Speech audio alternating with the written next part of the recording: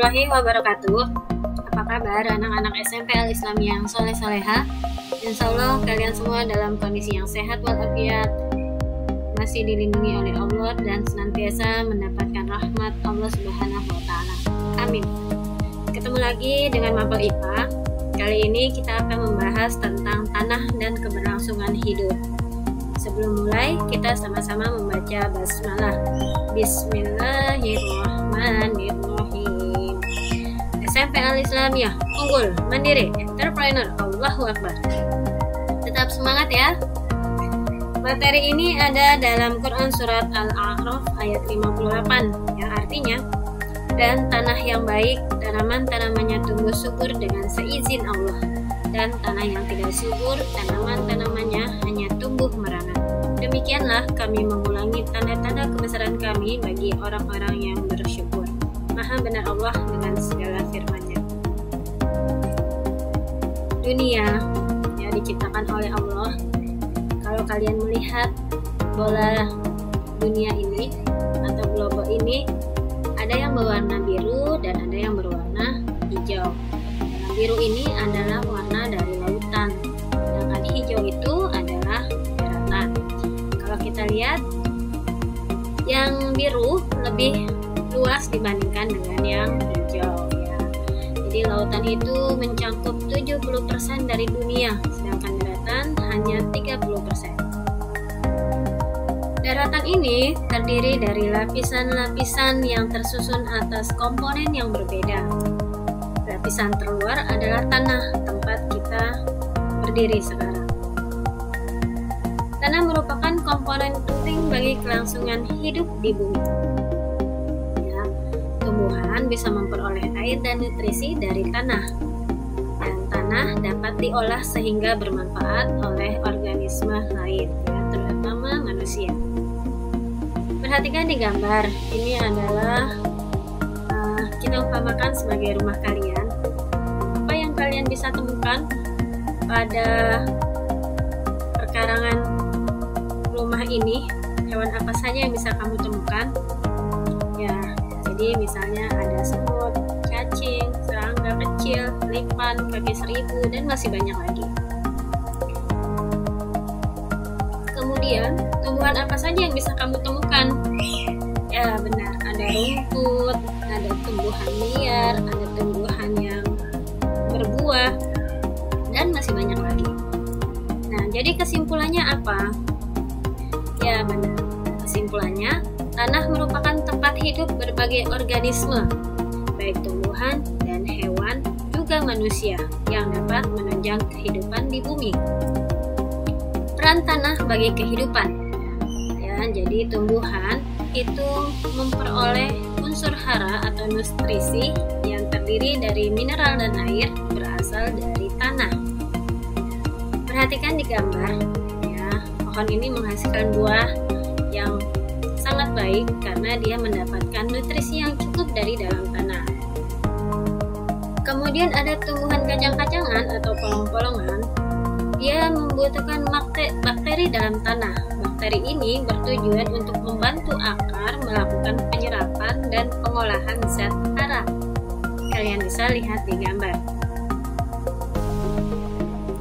Peran tanah bagi kehidupan. Yang pertama adalah sebagai tempat hidup, kemudian penunjang kesehatan dan penyedia keperluan manusia, juga sebagai penyedia dan penyaring air. Kita akan membahasnya satu persatu. Yang pertama yaitu tempat hidup hewan dan bakteri. Tentunya tumbuhan dan manusia juga hidup di sini. Nah, perhatikan gambar ya. Ini adalah contoh dari semut. Ya, jadi tanah merupakan tempat hidup hewan dan bakteri. Ini ada organisme dalam tanah yang lain, kalian bisa perhatikan ya. Nah, bagaimana sih nutrisi tanaman dapat tersedia di dalam tanah? Ya, benar. Jadi nutrisi itu berasal dari proses pelapukan batuan dari pelapukan materi organik oleh organisme tanah. Ya, organisme tanah itu makhluk hidup yang ada di dalam tanah.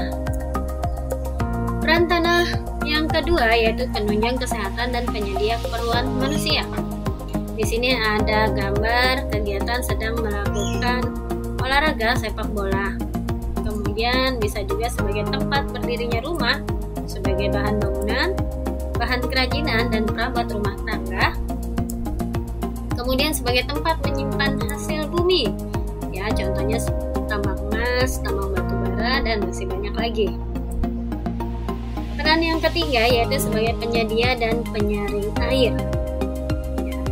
Jadi sumber air utama itu adalah air tanah, kemudian ada danau, sungai, dan laut. Nah, ini merupakan kebutuhan makhluk hidup. Kegiatan rumah tangga dan industri akan menghasilkan limbah. Ya, salah satunya adalah limbah air.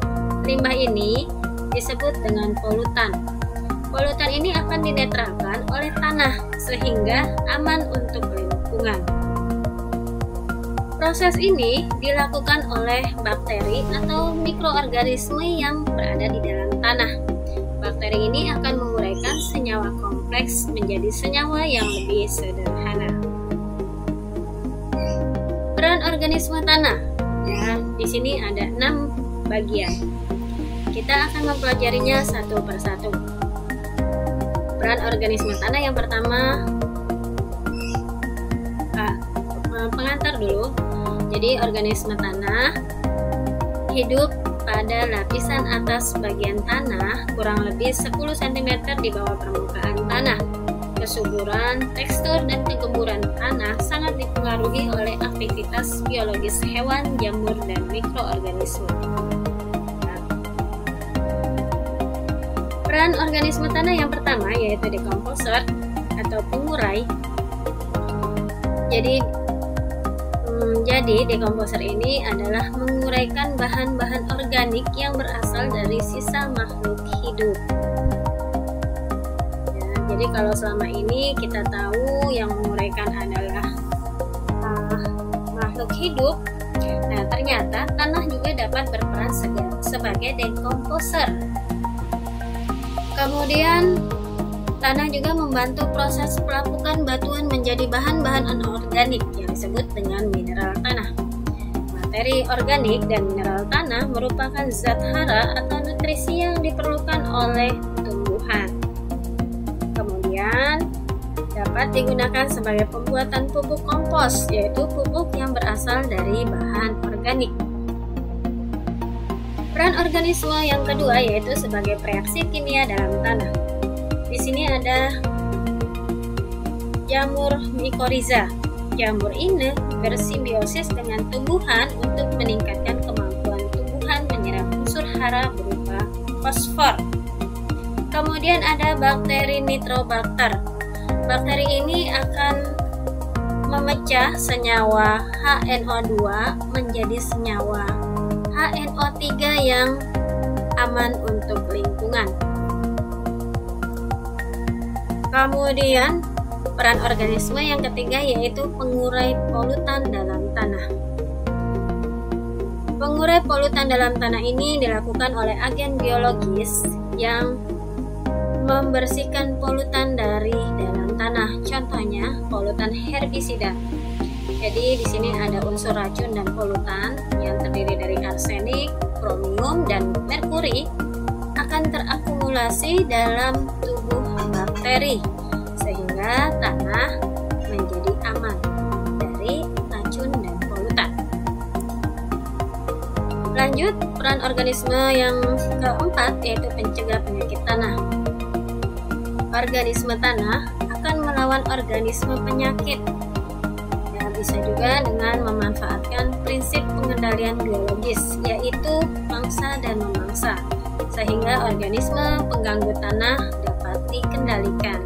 Ya, jadi organisme yang satu dimakan oleh organisme kedua. Nah, ini prosesnya sama dengan jaring-jaring makanan atau rantai makanan seperti ada di gambar. Peran berikutnya yaitu memberi pengaruh pada tekstur tanah. Perhatikan, di sini digambar ada bagian-bagian tanah horizon A, B, dan C. Nah, jadi di sini ada lapisan-lapisannya. Kalian bisa lihat. Aktivitas biologis organisme tanah akan menimbulkan butiran-butiran penyusun tanah sehingga akan membentuk tekstur tanah. Butiran di dalam tanah itu terdiri dari pasir, tanah liat, dan debu. Peran organisme tanah yang keenam yaitu pengatur kegemburan dan struktur tanah. Struktur tanah merupakan susunan butiran-butiran tanah yang terikat satu sama lain menjadi suatu gumpalan. Bagaimana dia bisa terikat satu sama lain? Karena di sini adanya bahan perekat yang berasal dari organisme tanah, yaitu lendir. Lendir ini akan bercampur dengan tanah dan membuat butiran tanah terkumpul membentuk gumpalan tanah. Dan organisme tanah juga akan membuat pori-pori tanah, sehingga akibatnya akan menggemburkan tanah dan udara akan masuk ke dalam tanah atau disebut dengan aerasi tanah. Sampai di sini materi dari saya. Ya, jika ada yang ingin ditanyakan, tidak dimengerti, silakan dikomunikasikan di WA Group. Kita tutup dengan membaca hamdalah. Alhamdulillahirabbil alamin. Wassalamualaikum warahmatullahi wabarakatuh.